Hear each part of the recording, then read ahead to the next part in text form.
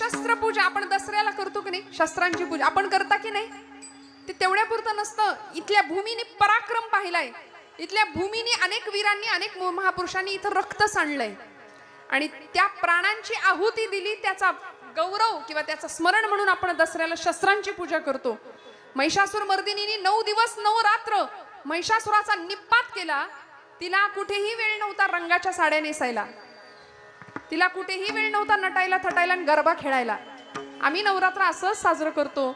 आता तो मेसेज काही दिवसात फिरेल बघा, अमुक दिवशी अमुक रंग, 9 दिवसाचे 9 रंग. आणि मग आम्ही आमच्या घरी जे काही डोकं खाऊ सगळ्यांचं की मला या रंगाची साडी पाहिजे म्हणजे पाहिजे त्या दिवशी नेसायला.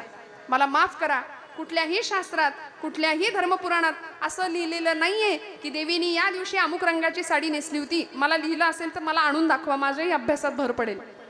कुठेच लिहिलेलं नाही, असं कुठेही लिहिलेलं नाही. नको तो अट्टहास खरंच करू नका, खरंच करू नका.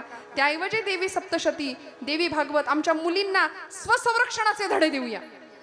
आत्मिक बळ कसं वाढेल, शारीरिक बळ कसं वाढेल, मानसिक बळ कसं वाढेल याचं शिक्षण देऊया. अनेक गोष्टी येतो करण्यासारख्या आणि ते न करता आम्ही नको त्या गोष्टीच्या आहारी जातो ना, परिणामी आमचं नुकसान करून घेतो आणि या कर्मबंधनात सापडतो. तुकोबराय म्हणतात मला या कर्मबंधनात न सोडव, माझा सोडवी दातारा.